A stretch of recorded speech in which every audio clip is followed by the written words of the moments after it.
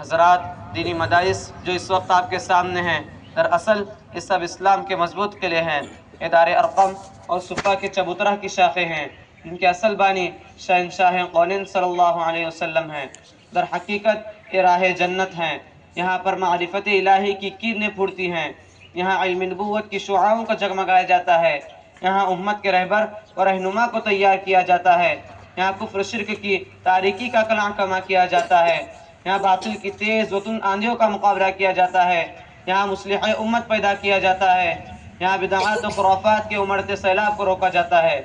مخاطبین محترم، بہت ہی حیرت کن بات ہے کہ لوگ اس کے باوجود یہ شکایت کرتے ہیں کہ مدارس نے دنیا کو کیا دیا۔ میں پوچھتا ہوں کہ مدارس نے دنیا کو کیا نہیں دیا؟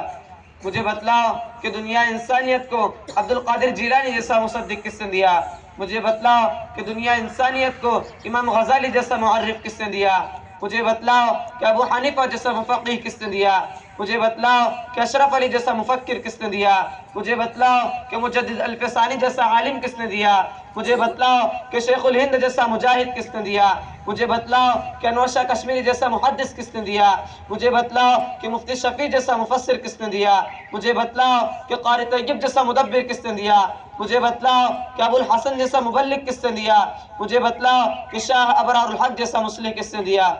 سامعین محترم، کیا یہ بات ازہر من الشمس نہیں ہے کہ ان مراکز علم کے وطن سے سینکڑوں ایسی ہستیاں جنم لے رہی ہیں جن کا قلب و جگر اسلام کی عظمت سے معمور تھا، جن کی زندگی اعلاء کلمت اللہ کے لیے وقف تھی، جن کے اخلاق و کردار سارے عالم میں محبوب تھے، جن کی ساری عمر امت کی رہبری و رہنمائی میں مصروف تھی، جن کی ساری فکر امت کی اصلاح میں مشغول تھی، جن کی نگاہیں شراب ایمانی سے مخمور تھی۔ حاضرین نظام، یہی وہ مدارس ہیں اس میں لا الہ الا هو الحی القیوم کی تصدیق ہوتی ہے، یہی وہ مدارس ہیں اس میں اقیموا الصلاۃ وآتوا الزکاۃ کی تاکید ہوتی ہے، یہی وہ مدارس ہیں اس میں تأمرون بالمعروف وتنہون عن المنکر کی تعمیل ہوتی ہے، یہی وہ مدارس ہیں اس میں واما السائل فلا تنہر کی تنبیہ ہوتی ہے، یہی وہ مدارس ہیں اس میں هو اللہ الذی لا الہ الا هو کی تکبیر ہوتی ہے، یہی وہ مدارس ہیں اس میں وما محمد الا رسول کی تعریف ہوتی ہے، یہی وہ مدارس ہیں اس میں ان اللہ علی کل شیء قدیر کی تعلیم ہوتی ہے، یہی وہ مدارس ہیں اس میں ان الصلاۃ تنہی عن الفحشاء والمنکر کی تحقیق ہوتی ہے، یہی وہ مدارس ہیں اس میں وذکر فإن الذکریٰ تنفع المؤمنین کی تذکیر ہوتی ہے، یہی وہ مدارس ہیں اس میں وجاہدوا فی سبیل اللہ حق جہادی کی ترغیب ہوتی ہے۔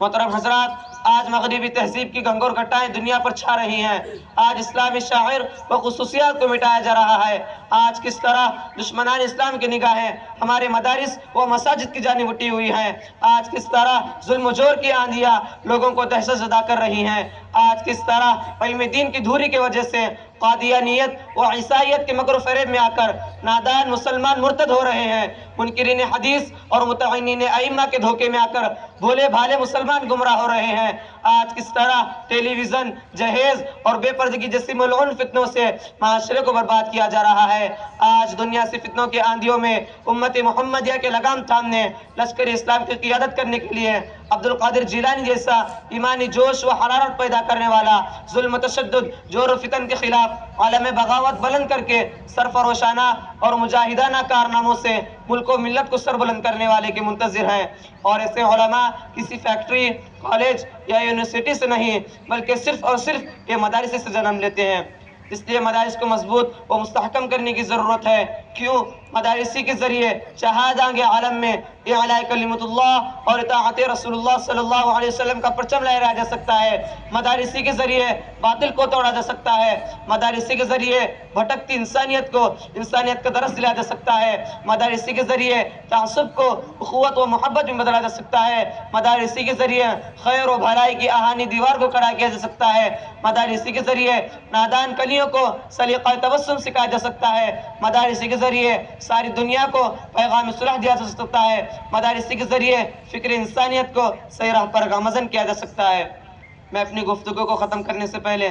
دعا کرتا ہوں کہ خداوند قدوس ہم تمام مسلمانوں کو مدارس کی اہمیت کو سمجھنے کی توفیق عنایت کریں۔ وآخر دعوانا الحمدللہ رب العالمین۔